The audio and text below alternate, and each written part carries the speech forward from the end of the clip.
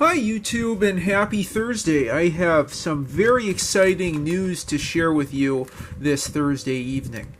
I'm excited to tell you all that I have finally built a cardiac paper computer. This took a lot of effort optimizing PDF files for printing, SVG files for cutting, as I talked about in previous videos, and just some optimization of the physical aspect of the CNC cutting.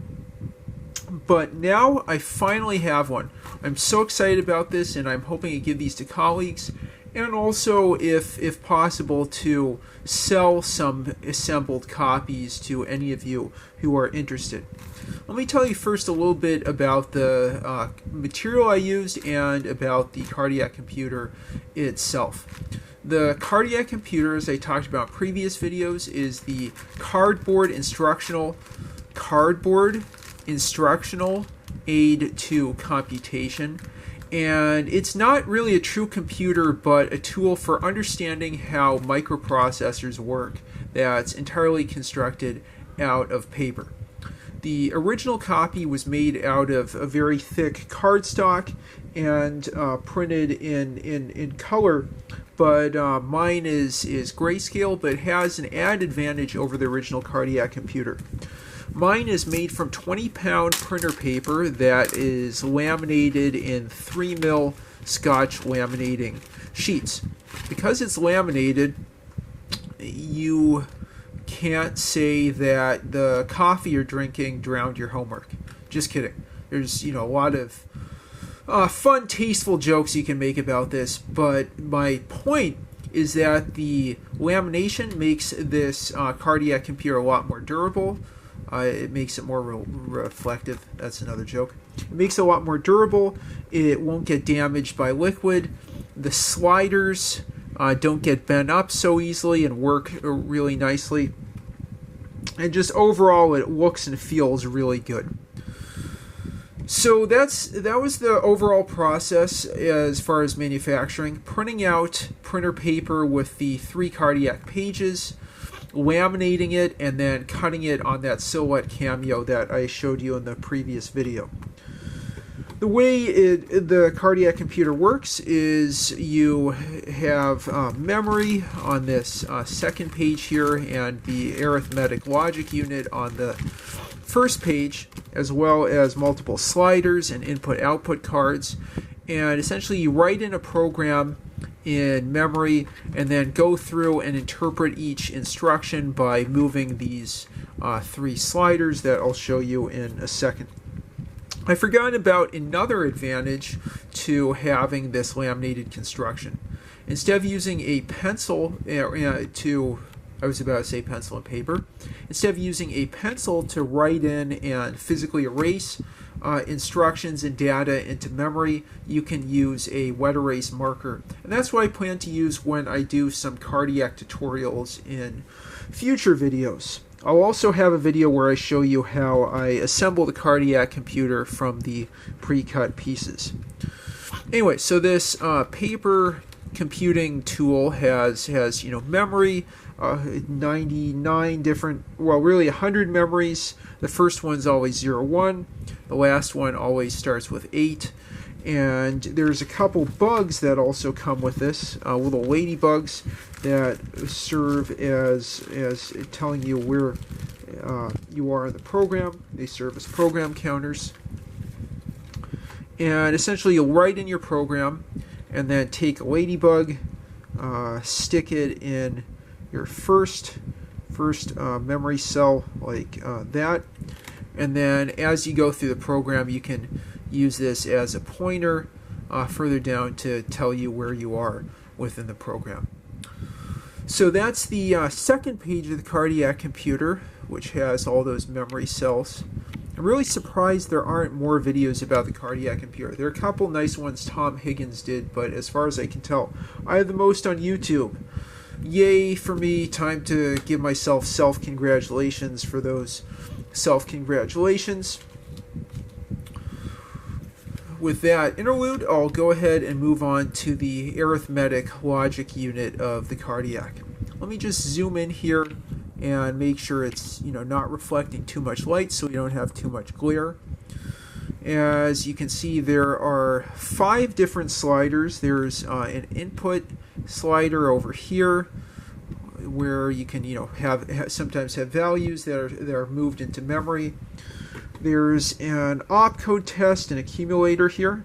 When this slides back and forth, we should be able to see a test for the accumulator contents being positive or negative.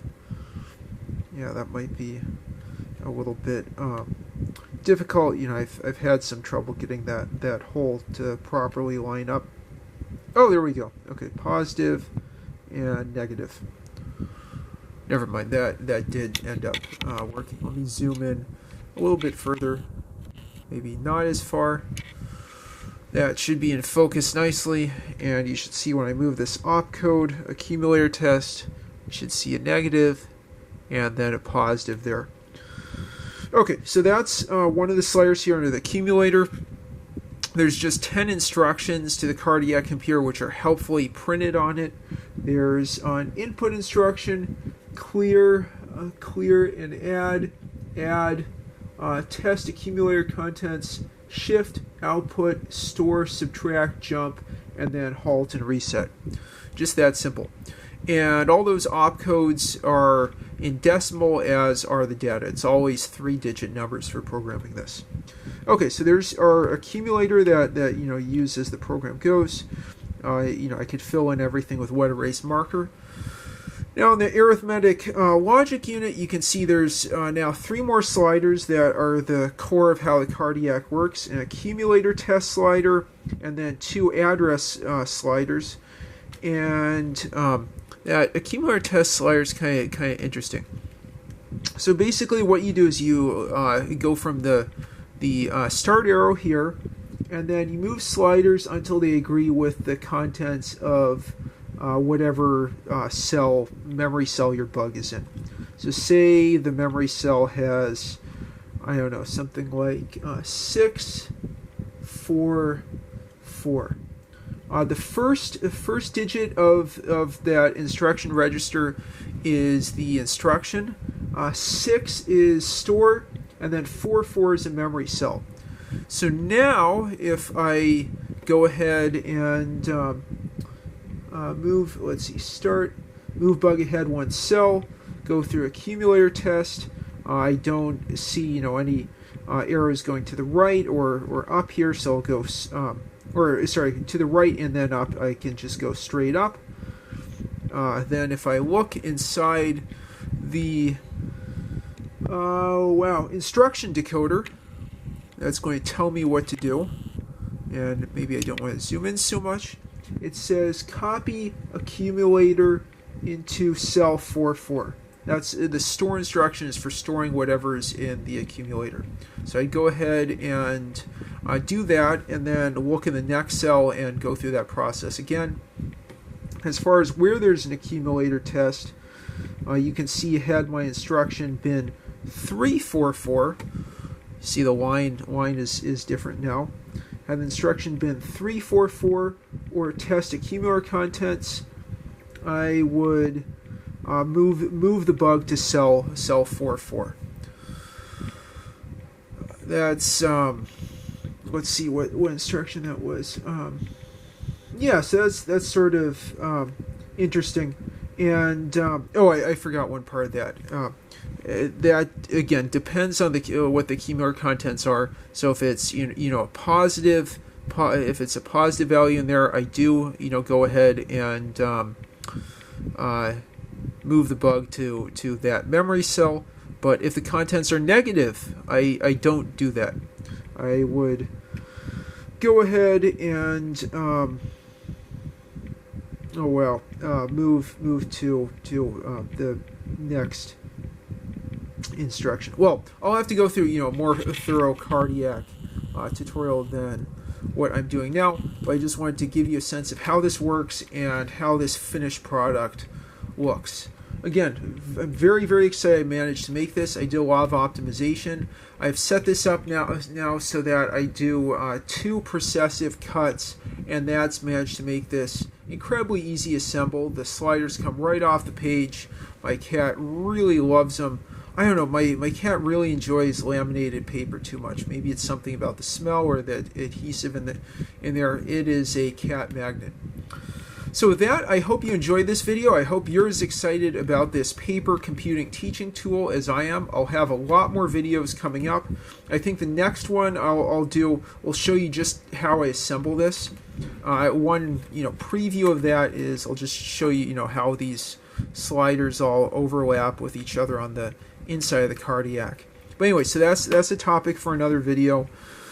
Definitely, some programming demos, some more discussion of in-cut and the construction process, and some basic, pun intended, programming tutorials. With that, I'll just close out with a few jokes. When this gets an error, it goes into cardiac arrest. You can say that this is the beating heart, ba-bum, ba-bum, ba-bum, of paper computing. And finally, a tasteless joke. You can say this is a laminated accounting degree or a restaurant menu. No, just kidding. I really like accounting, so don't take that wrong. That's just sort of an off-color joke. Okay, so with that, I appreciate your attention. Please let me know if you're interested in getting one. I'm happy to make it for you. And I'm also going to make the PDF and SVG files for printing and cutting available online shortly. With that, I appreciate your attention, and thanks for watching. Have a great one.